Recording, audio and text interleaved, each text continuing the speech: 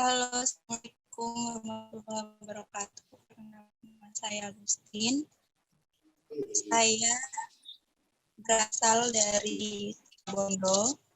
Saat ini saya kuliah di Institut Seni Indonesia Yogyakarta. Ya, saya ingin bertanya, sudah berapa lama Mbak Agustin mendalami bidang seni dan apa motivasi Mbak dalam mendalami bidang seni lukis ini?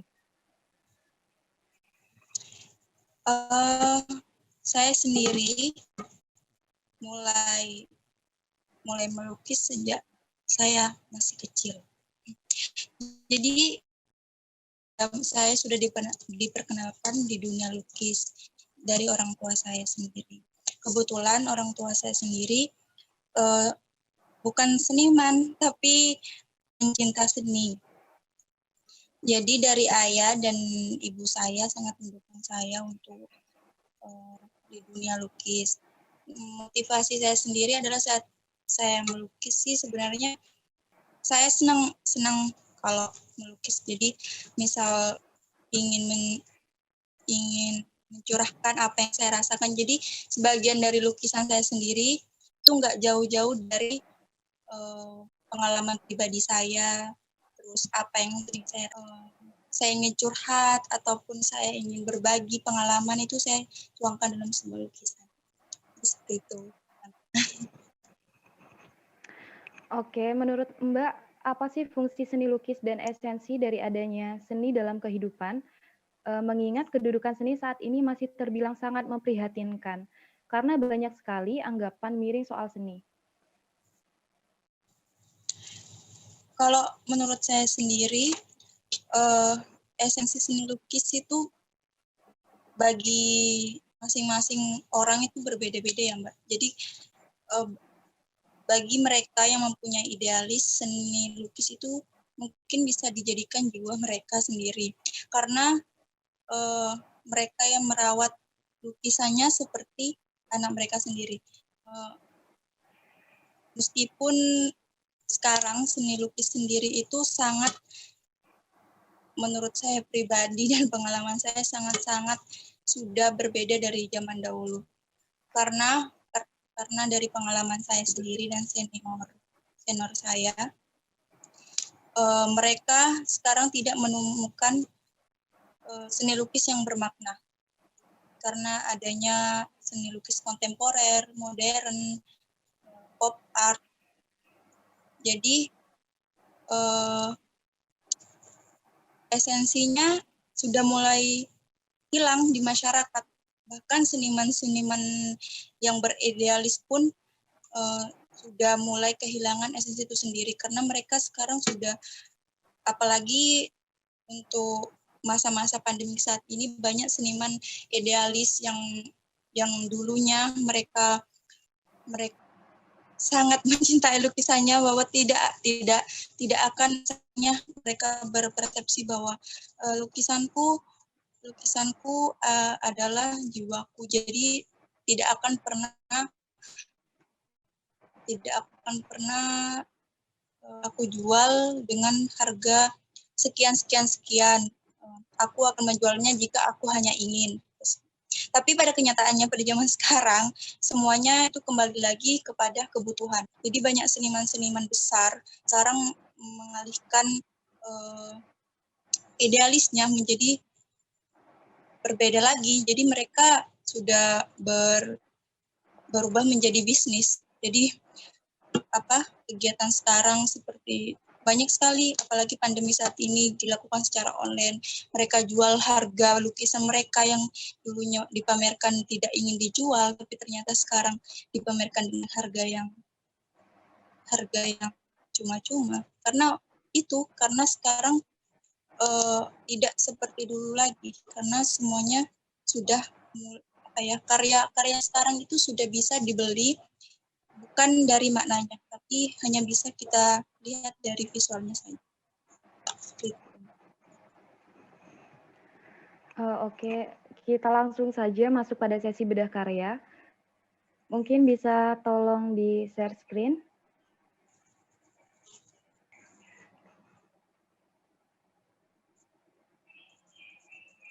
Jadi Jadi dia sebenarnya membawakan sebuah tarian tradisi hingga akhirnya menjadi tarian yang tarian erotis. Jadi menurut dia itu bukan lagi tarian tradisi, tapi sudah menjadi tarian yang berbau sensual.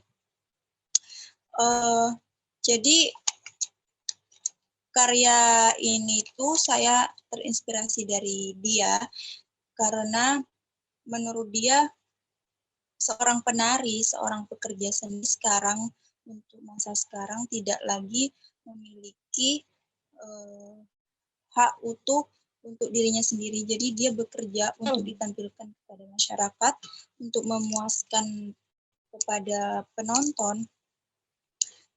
Dia menari untuk mendapatkan uang untuk memenuhi kebutuhan yang dia butuhkan. Karena tidak banyak lagi penari yang benar-benar hanya menari untuk kepuasannya sendiri. Beda lagi dengan seni rupa, dengan seni visual. Seni pertunjukan sekarang semua banyak dialihkan untuk pasar. Mereka berkarya, menari, kembalinya ke mereka adalah berwujud sebuah nilai uang. Tapi sebenarnya bukan itu yang benar-benar mereka inginkan. Cuma karena anggapan masyarakat sebegitu tidak pentingnya lagi seni tradisi, hingga mereka itu benar-benar sudah oknum yang tidak bertanggung jawab merusak tradisi tersebut hanya dengan tindakan mereka yang tidak manusiawi seperti itu. Oke, jadi itu merupakan salah satu proses kreatif yang mendasari Mbak untuk berkarya. Oke, pada tahap akhir mungkin ditutup dengan perbincangan yang agak sedikit berat tentang pandangan Mbak terhadap karya-karya seni saat ini. Bagaimana menurut Mbak terhadap satu karya seni yang dalam perwujudannya tidak melalui proses panjang, bisa dibilang tidak masuk akal, namun dapat terjual dalam harga yang fantastis? Apakah Mbak setuju dengan anggapan bahwa setiap karya mempunyai nasibnya masing-masing? Atau pada zaman sekarang kedudukan karya seni memang sepele, hanya sebatas pemuas kaum elit yang terlebih lagi karya-karya tersebut memang banyak merupakan milik yang punya nama atau punya kedudukan. Bagaimana menurut tanggapan Mbak terkait hal tersebut?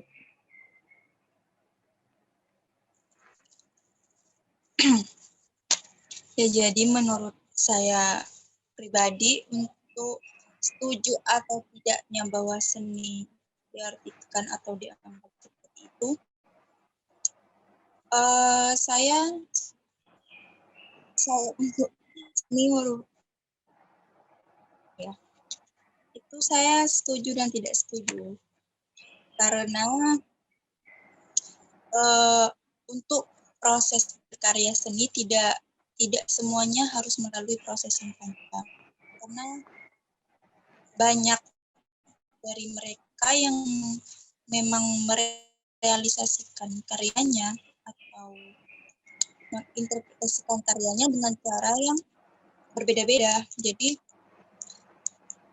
untuk harga, sebenarnya tidak semua karya seni itu bisa dihargai dengan uang saja. Banyak seniman sukses pun misalnya mungkin jika masyarakat umum menilainya hanya sebuah coretan saja, contohnya seperti lukisan kontemporer zaman sekarang, lukisan abstrak, lukisan modern yang lainnya yang hanya bermain dengan warna saja, yang mungkin jika kita menilainya itu, wah lukisan ini hanya lukisan abstrak aja, aku juga bisa nih gambar kayak gini, kok harganya mahal banget. Jadi itu tuh bukan dari situnya lukisan ini hanya seperti ini dan kenapa harganya bisa begini. Jadi kalau menurut saya pribadi, sebenarnya lukisan yang mahal itu adalah lukisan yang benar-benar berasal dari jiwa senimannya. Jadi lukisan yang mahal, meskipun misalnya kita menilai masih banyak pemahaman orang-orang awam, lukisan realis, lukisan hyperrealis itu lebih mahal dari lukisan abstrak. Nah, mereka realis itu mirip dengan aslinya, mirip keadaannya sebenarnya. Misalnya lukisan potret, naturalis, lukisan pemandangan, itu lebih mahal dari lukisan abstrak. Mereka yang belum tahu sepenuhnya. Tapi jika kita masuk ke dunia pasar, di mekanisme pasar, sebenarnya lukisan yang saat ini banyak dicari di pasaran adalah lukisan modern, lukisan kontemporer. Lukisan yang hanya direalisasikan dengan warna saja, dengan coretan saja, seperti lukisan abstrak. Tapi lukisan seperti itu, seorang seniman harus mempertanggungjawabkan lukisannya sendiri. Jadi mereka harus mempertanggungjawabkan maknanya sendiri. Banyak dari orang-orang sekitar saya, dari teman-teman saya sendiri. Karena kebetulan saya pribadi, saya mendalami lukisan realisme, jadi saya cukup banyak belajar dari teman-teman saya menggeluti abstrak. Mereka, jika saya pernah bertanya, ini maknanya apa sih, gitu. Terus dia bilang maknanya ini. Kok bisa? Di mananya? Ternyata mereka itu memaknai sebuah lukisan abstrak hanya dari sedikit unsur visual saja. Misalnya ada lukisan backgroundnya warnanya kuning, terus ada garis warna biru, kemudian ada percikan cat warna biru dan coklat. Jadi itu maknanya mereka tuh menyampaikan sedikit unsur visual saja. Gitu. Tapi yang bikin kita bertanya-tanya, kenapa harganya bisa semahal itu? Karena dia menceritakan bahwa setiap lukisan abstraknya itu merupakan pengalaman jiwa dia. Sama seperti saya, mungkin kalau saya sendiri mengungkapkan perasaan dan pengalaman dengan lukisan yang realis. Maknanya mungkin masih bisa ditebak karena lukisan realis itu masih bisa diraba-raba. Tapi jika lukisan abstrak, mungkin kalau kita tidak bertanya langsung senimannya, kita masih akan terus bertanya-tanya, kenapa kok bisa kayak gini, kenapa warnanya kayak gini. Nah, ternyata lukisan yang paling mahal yang dia jual adalah lukisan tentang dia,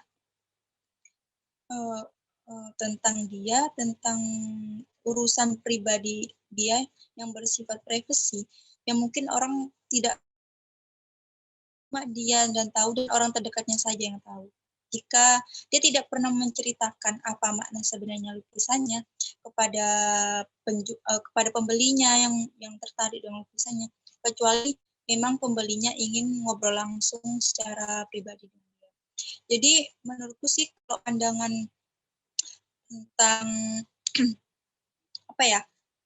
kembali ke masing-masing, memang iya sih, memang karya kita tidak bisa bicara bahwa saya sih tidak setuju. Karya seni memang direalisasikan untuk ke pasar, memang sudah banyak, Ya, seperti yang tadi saya ungkapkan bahwa seni saat ini memang dilarikan ke pasar. Meskipun banyak sekali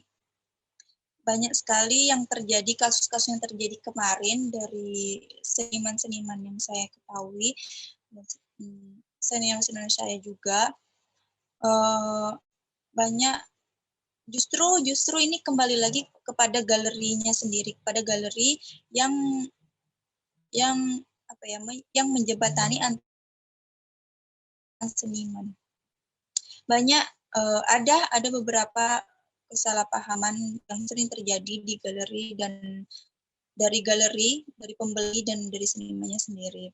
Jadi mungkin dari senimannya memberikan harga sekian karena dia mungkin memiliki kayak sudah anunya sendirilah, harga segini karena begini gini alasannya apa. Tapi karena sekarang wujudnya serba online, banyak galeri yang menjual karya secara online. Jadi banyak yang dijual hanya bertuliskan nama seniman, terus judul karya dan harga saja. Mereka tidak menuliskan maknanya sendiri. Dan terlebih lagi yang lebih mirisnya, dijual dengan harga yang sangat-sangat murah. Gitu. Karya seni sekarang itu yang menurut kita yang belajar tentang seni, apalagi seorang seniman yang memiliki idealis yang tinggi, itu sudah tidak bukan lagi karya yang beridealis, namun karya yang sudah memang sudah dilarikan ke pasar gitu untuk dijual belikan, bukan lagi karya yang memiliki prioritas makna lagi, Mas. Itu, Mbak. Oke, terima kasih Mbak. Setelah melalui penjelasan dari Mbak tadi, sampailah kita pada penghujung acara. Terima kasih atas kehadiran Mbak dan ilmu yang telah diberikan. Mungkin sebagai penutup, adakah moto sebagai pedoman Mbak dalam berkarya yang dapat dibagikan kepada para peserta yang ada di sini? Sebenarnya berkarya itu juga tidak setiap hari, tidak setiap saat saya ingin saya selalu berkarya. Jangan berkarya karena saya tuh selalu sebenarnya bukan untuk kepada orang lain sih, berkarya terus itu baik. Berkarya apalagi untuk seorang seniman, untuk seorang pencinta atau kerja seni. Tapi untuk saya pribadi, karena saya juga masih belajar, saya juga masih seorang mahasiswa, kebetulan saya berkarya bukan untuk memang Mbak, saya berkarya bukan untuk menjadi seorang seniman yang beridealis. Jadi saya berkarya karena saya ingin, bukan saya harus. Kalau seorang seniman kan dia berkarya karena dia harus setiap hari berkarya untuk menghasilkan bisnya, untuk menghasilkan karya besarnya sebagai kebanggaan dia sendiri. Tapi saya pribadi, saya berkarya karena saya ingin. Kapan saya ingin berkarya? Ketika saya sudah merasakan hal yang berbeda dengan diri saya sendiri. Jadi misalnya biasanya saya yang biasa-biasa aja, perasaan saya biasa-biasa aja, kemudian mood saya berubah menjadi senang atau ada hal yang membuat saya jadi gelisah, itu saya baru bisa berkarya. Meskipun sebenarnya saya berkarya juga untuk memenuhi tugas, karena saya masih seorang mahasiswa. Tapi pengalaman saya jika tidak ingin, jika mood saya tidak baik atau tidak ingin melukis, tidak ada hal-hal yang mengganggu saya tidak pernah berkarya, saya tidak pernah merealisasikan meskipun itu sebuah tugas, saya mesti kerjakan itu 1 hari atau 2 hari sebelum deadline. Itu sebenarnya kebiasaan yang nggak baik sih, cuma kalau pengalaman saya, jangan kalau berkarya sering, berkarya selalu itu bagus, baik, sangat bagus. Tapi berkaryalah karena jika kamu ingin dan kamu mau. Karena saya melukis sesuai dengan apa yang saya rasakan. Untuk kita sebenarnya sebagai mahasiswa tidak hanya berkarya, tidak hanya belajar tentang apa itu seni. Terlebih saya mahasiswa seni murni yang notabene di teman-teman yang lain itu hanya melukis. Sebenarnya kami juga mempelajari tentang yang lain-lainnya juga. Kita tuh lebih banyak belajar di luar daripada di dalam kampus. Jadi untuk